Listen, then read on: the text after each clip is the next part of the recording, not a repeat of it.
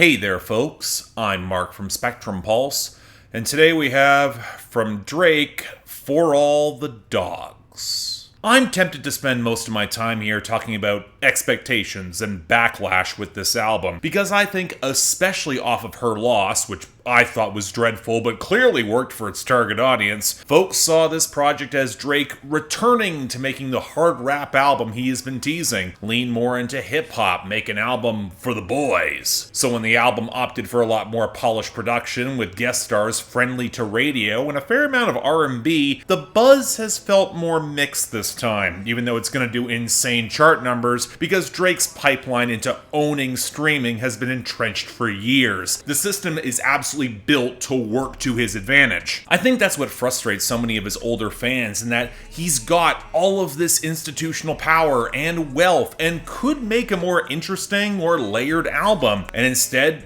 trend chasing, making music for kids over a decade his junior and purposefully avoiding any sense of maturity. But this is what Drake's always done, and when he tried to experiment, it was called Honestly Nevermind, and a lot of those fans hated it. And truth be told, if I thought Drake was still self-aware, I'd say most of the immature, insecure, creepy shit he says on this album, it's not that far removed from how some of those older fans actually behave, especially around women, or for his female fan base, between those who embrace it or tolerate it. I mean, that could have been some actual cutting commentary. Now, thankfully, his rather embarrassing back and forth with Joe Budden has dispelled any sense that analysis is valid, and has convinced me that without added controversy or mimetic moments, Drake's hype foundation is a lot shakier than he wants to admit in 2023, and thus we're left with an utterly bloated album running over 80 minutes that might have slightly better production and mixing overall, but it's lighter on the hooks and crossover bangers that has enabled so many to give him a free pass before. Although Rich Baby Daddy with Sexy Red and SZA, it's gonna stick around a lot more than some folks want. And as someone who has known better for years now than to come in with any expectations, there are actually ideas and cuts that I like on this album. For starters, Search and Rescue is not here. But I actually say it goes beyond that. Even with the chipmunked Frank Ocean sample, I like Drake's frustrated bitterness, and his actual better singing helps Virginia Beach it work as a haunted opener. First Person Shooter is the Drake-J. Cole collab, where it could have gone off on J. Cole's verse alone, until the second half, where Drake talks about packing women in his phone like sardines. It's a similar issue with Drew or Picasso, which actually had some nuance, but it was tanked by that mess of a final verse. Drake lets way too many of these songs go on too long for his own good. Then J-Renel's backing vocals, they're pretty soulful when they pop out, very reminiscent and often miscredited to Ty Dolla $ign. I like the collabs with Chief Keef and All the Parties, and Gently with Bad Bunny. And 8 AM in Charlotte and Away From Home,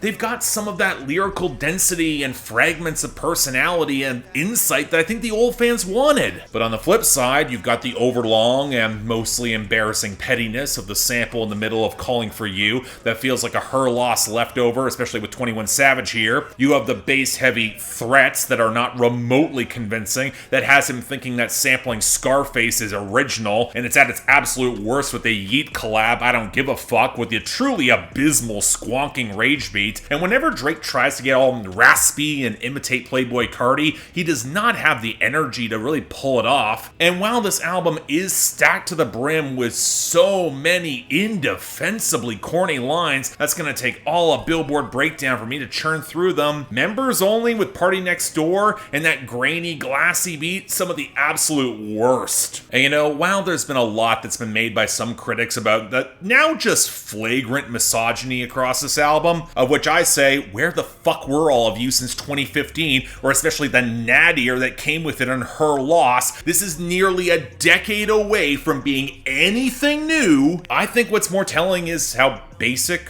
routine, and frankly boring it is now. What this album actually reminds me of the most of? Views. And going back to when I reviewed Views over 7 years ago, it's stunning how so little's changed. The bloated runtime, production that's got moments but can feel increasingly inconsistent as Drake tries to step into a bunch of sounds that he cannot sell, an increasing lack of self-awareness coupled with some vague threats and general malaise and misery, and a few crossover moments that guarantee something close to sustainable hits on the Hot 100. But most of all, it's running on hype.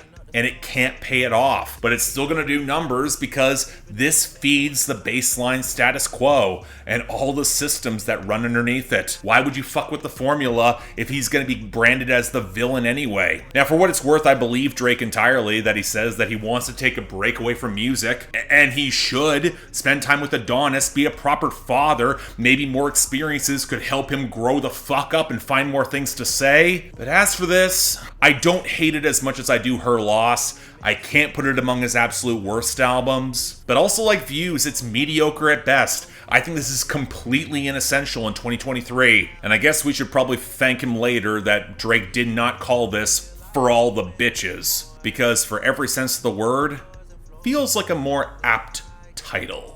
So yeah, thanks a lot for watching. If you want to see more, please be sure to like, share, subscribe, drop the comments, although it's a Drake review. I know where this is gonna go. I've been doing this since 2013. It's been a decade of Drake reviews, my god. But beyond that, if you guys have anything else you'd like to say, or you want to get albums on my schedule, link to my Patreon's right over there. And as always, I'm Mark. You're watching Spectrum Pulse. I'll see you next time.